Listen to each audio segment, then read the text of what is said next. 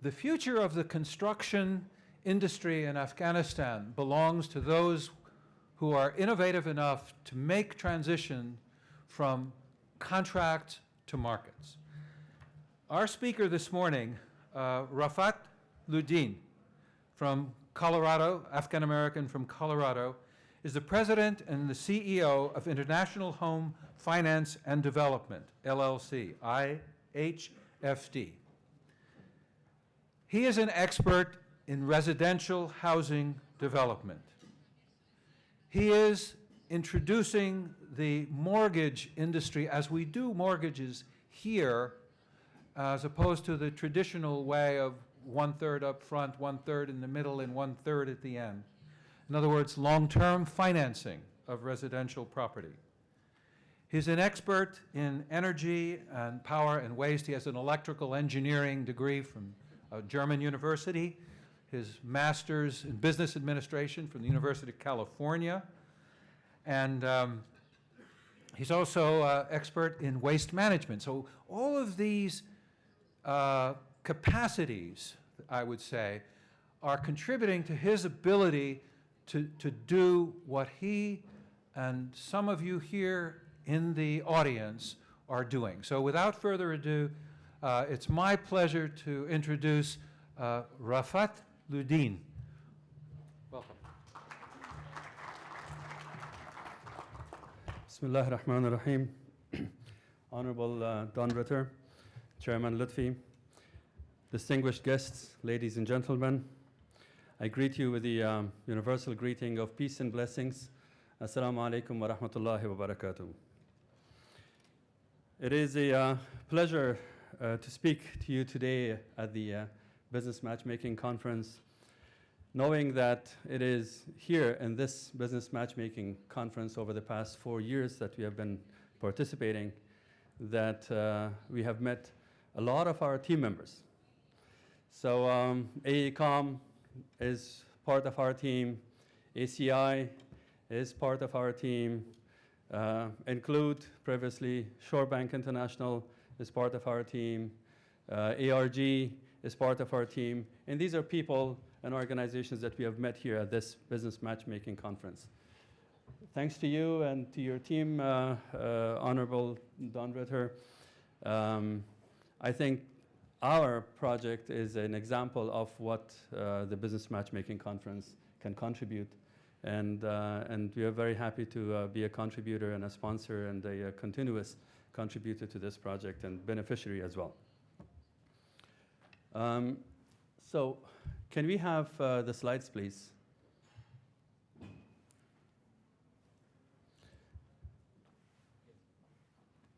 Okay. So today we will be talking about the Kabul New City project. Most of you have heard about the Kabul New City project for years. And is that properly adjusted? Can we make sure that it's properly adjusted? Okay. This is going to give you a little bit overview about IHFD, but I won't talk about that. You can read what is on the screen.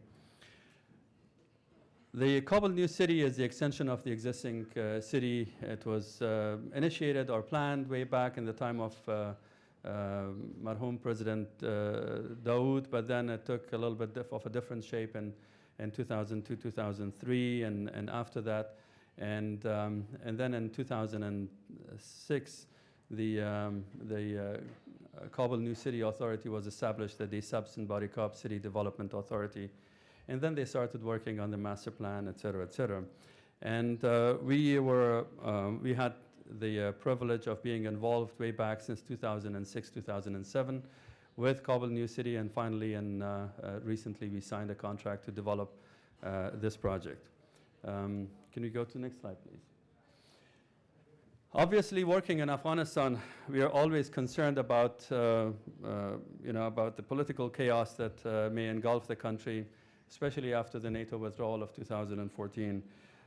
We are concerned about inefficiencies within the government system, specifically as far as it relates to support for the private sector and the expectations, from the private sector But also we are concerned about what we just learned also a few days ago, the economic downturn. The growth in Afghanistan has gone down fairly significantly from about 11% to about 1%.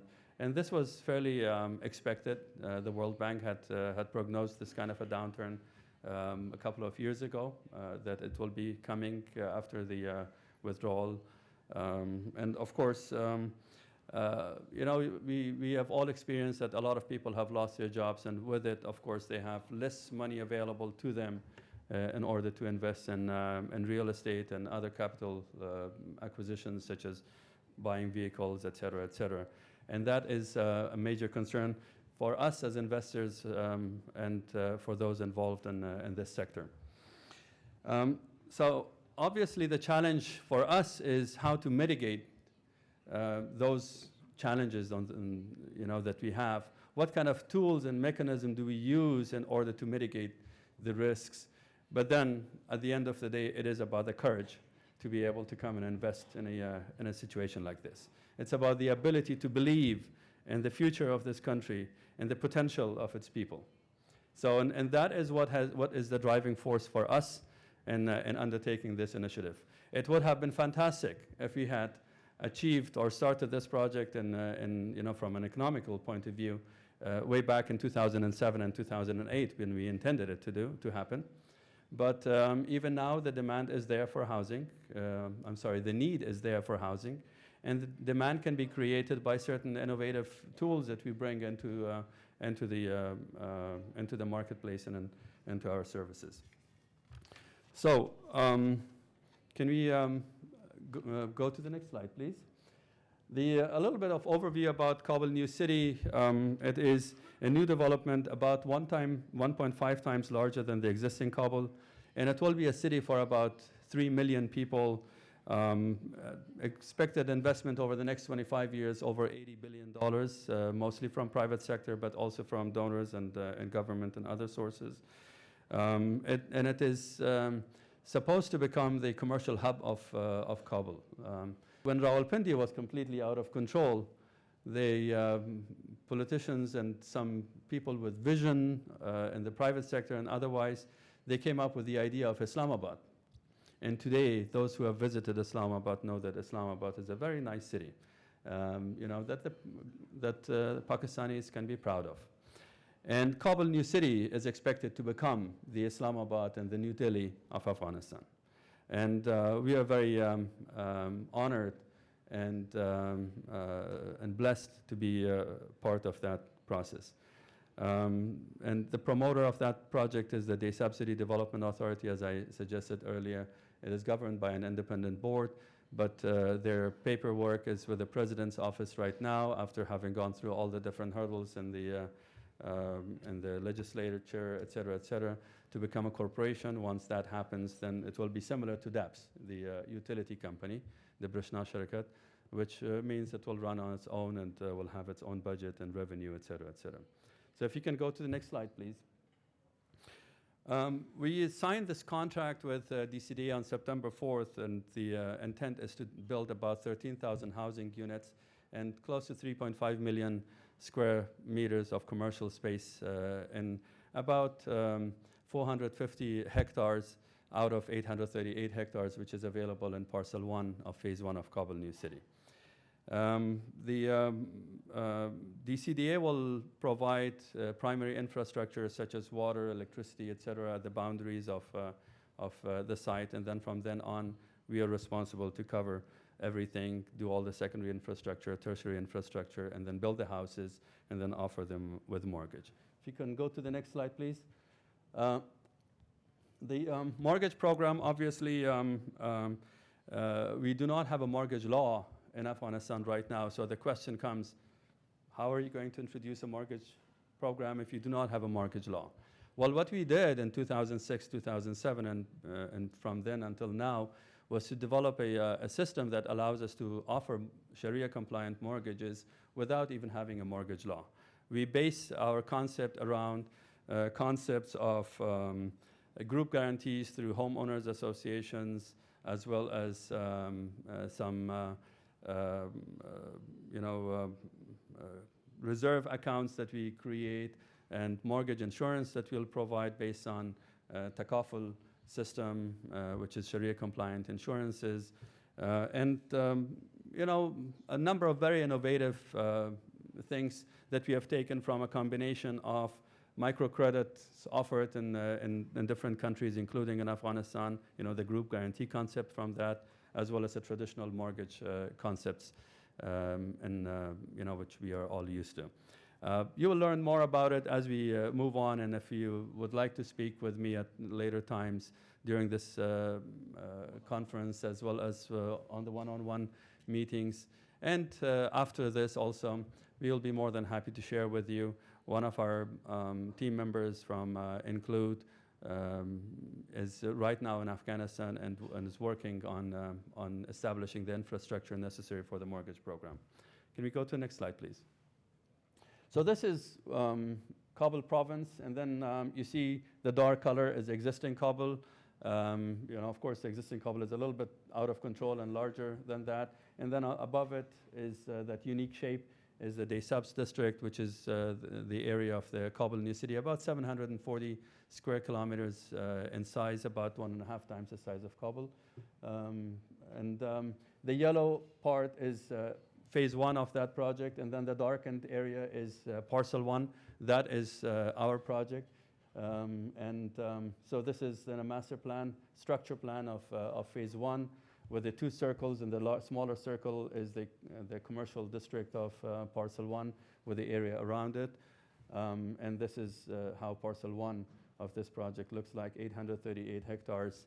And out of that, there is some land which is green areas, and some land which is for institutions and other public facilities. So the yellow, the red, and the pink are the colors that are part of our development, which is about 450 hectares. So it translates to about 1,100 acres, or about 2,200 jaribs. So that's about the size of that project. Can we go to the next one, please? And so the contract stipulates that the government will acquire the land and then sell it back to us at cost plus a margin. But then the also contract allows us to work with local landowners and then acquire the land ourselves through the landowners, and then develop the project in that way. What we have done is we have signed an agreement with a consortium of landowners in that area that own almost all of the land that we require, and we have made them a shareholder in the project. So it's not just that we buy the land from them, they have a share. They have a share in the project. As a matter of fact, they own 6.5% of the overall project. So through that method, now they own the project. We know, all of us, of some problems that DCDA faced and the project faced some time back with some demonstrations by some landowners that they said, we haven't received our land, et cetera, et cetera. So we have countered that by making them part of the project. And that has been fairly successful. Now we have also community support for the project, which is very critical when you work in an environment such as in Afghanistan. Now, DCDA, of course, is our one-stop shop for this project as it relates to government issues. Their responsibility is to resolve all issues that we have with any government agency. So we don't have to run from Ministry of Agriculture to Ministry of Commerce to Ministry of Finance to other ministries in municipality, et cetera, et cetera. They will have to take care of all of those for us. Other investors in Kabul New City, include the Omarzai Group. They have about 1,500 hectares, and they will build about 2,500 units. The Oxen Ariana Group, about 533 hectares. And then the Golden Group, as well as the Khawar Construction, et cetera, et cetera. So basically, the largest developer in this context is the Omarzai Group, because they have some land on their own, but they faced some major challenges with landowners, and their project is on hold right now. We'll see how long it will take them to resolve this project. It is our hope that we will probably be the first in the market to get our project going. And also there are some significant donor supports. The JICA has contributed very significantly for parcel 1 of phase 1, about 31.6 million for all the primary infrastructure. ADB through DAPS is committed about, I think, $20 million. That's what they told us for bringing the power from Chamtala district to the Parcel 1 area. And then you have Islamic Development Bank together with JICA that are focusing on the long-term water supply for the project, bringing water from the Panjshir River for all of Kabul New City. And that will be something in the range of about $250 million or more investment, but that is not expected to be initiated until possibly in 2015, 2016. If you can go to the next slide, please. Some of our team, of course, the most important players in this whole thing are those people that run the project, that manage the project. We understand we are a developer. We have the skill sets necessary to bring this project forth, to do what it takes to make sure that this project takes place. But then we have never managed a huge project of this size, possibly about $5 billion in total gross revenue, over $2.5, possibly $3 billion in project costs. So we have hired AECOM and Mr. Chris Bauer and Mr. Tamadi and Mr. Tim Eisenhout and Mr. Singh, Mohan Singh from AECOM are here sitting at that desk, and also a sponsor of this program. They have managed huge projects, a Fortune 500 company with over 46,000 employees worldwide, 140 countries. And they are intensively supported by ACI, Appleton Consultant. We know Steve, of course, from last year and also this year.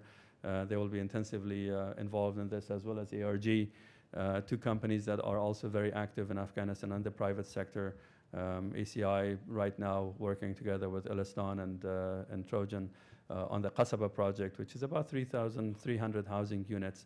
So there's actual experience on the ground, and they will be responsible to run the show. Ultimately, the objective is that we will have quite a number of contractors, Afghan companies, that have learned a lot of good lessons over the past years in construction-related work and managing larger and smaller projects, military as well as other types of projects, to then work in partnership with AECOM and ARG and ACI to launch this project. So hopefully we will have projects available for possibly 20, 30, 40 construction companies from Afghanistan who will be running different projects and different modules and different components of this project. They will be given a task and say, build this part, and then they build it, and if they do well, then they get more projects and more projects after that to come. It is not our intention to do the construction ourselves. The intention is for these companies that have done this for a long time to be able to do it. Then we have a design team which is based out of the US, but also fairly actively supported in Afghanistan by Afghan design companies. They are Civitas, which is a very large urban design company, as well as Arab Reshna and Lanspatio, which is a architectural firm. And then, of course, KPFF, MKK, and Martin supporting in mechanical, electrical, structural, civil engineering, as well as other fields. But the idea is that things will be initiated at the US, with very high-level work, and then the work will be pushed to Afghanistan so that we have capacity development of Afghan design firms who are able to do the design work in a very efficient and cost-effective, efficient, and also culturally sensitive manner.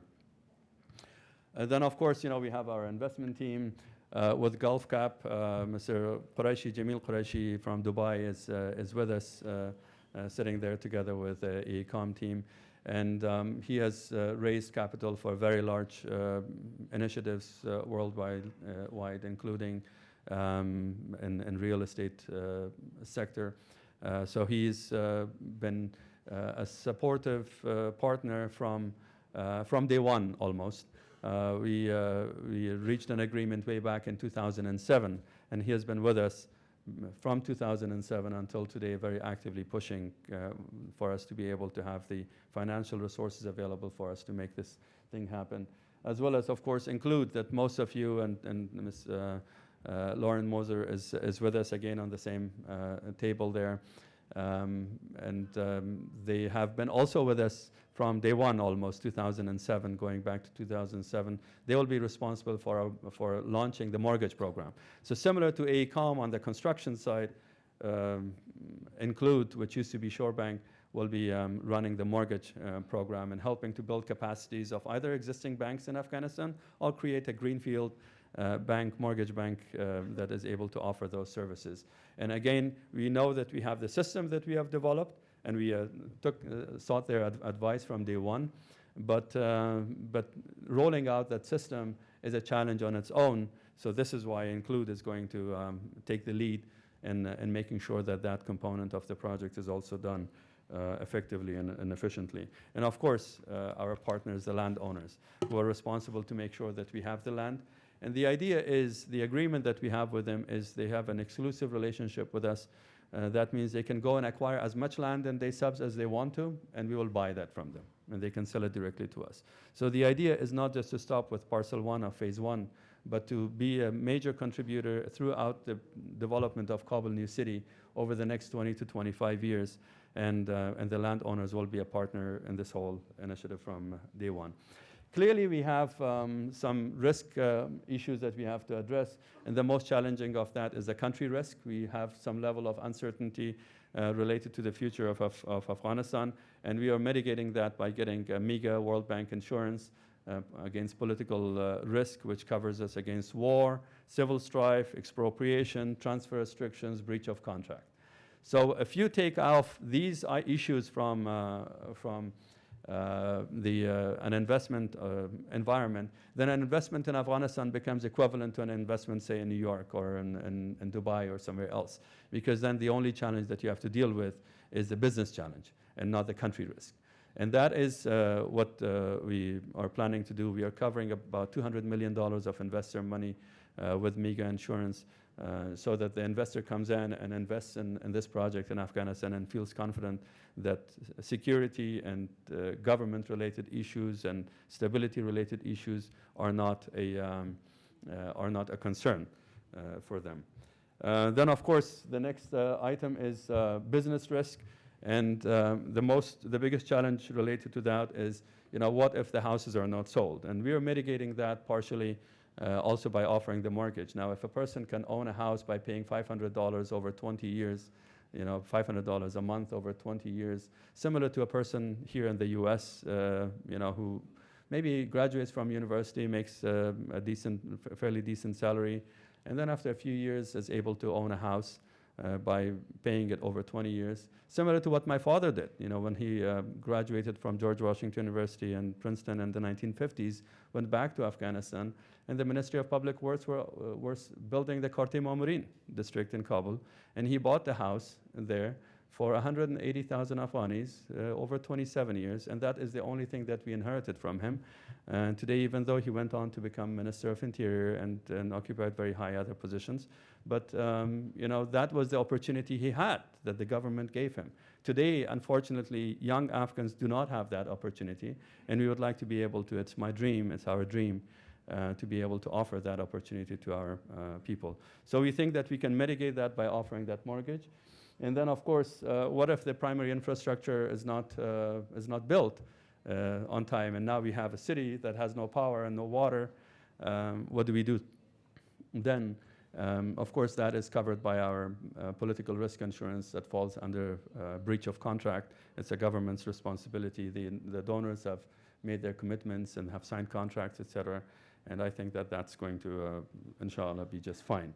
So, and then, of course, we come to the operational risk. And who else and who better to make sure that this project happens than a Fortune 500 company with a track record which is next to none. By the way, you have these PowerPoint slides in your package and on the inside envelope on the left side. So if you want to maybe grab that and follow that as well, or read afterwards the slides, you can do that. So if you can go to the next slide, please. Obviously, in summary, we have a huge need in Afghanistan. There's about more than a million unit shortage of housing in Afghanistan right now, over 300,000 units in Kabul alone. Other investors are already working on this project. There is huge donor support right now for Kabul New City, especially from JICA, from the Japanese government, and from ADB and some others. I think we have a strong team in place, that can make this happen. We have made sure that all the potential risks are mitigated in one shape or form or others. Obviously, at the end of the day, we depend on God for support and for assistance, and He is going to be the driving force behind this whole thing. But we have done what is humanly possible to mitigate the risks. And then for our investors, we are promising very significant returns, IRRs of over 135% altogether for the project. For the investors, over 96%, that people can only dream about. And they are fairly well established numbers and well thought through numbers, very conservative numbers, as a matter of fact. I think the business model that we have put together, working in module structures with homeowners associations and environmental community, environmentally sound community, etc. They're very, very important components of this. This is overall a very good project and actually a great project to be part of, and we are very honored and blessed to be part of this project, to be able to contribute. And we look forward to your contribution over the next months and years, and making sure that this project happens, and that it happens in the best possible way. I thank you again for the opportunity to be able to speak to my friends and colleagues here, and the ladies and gentlemen, distinguished guests, and to introduce this project. If you have any other questions, I'm available until the end of this conference. Thank you.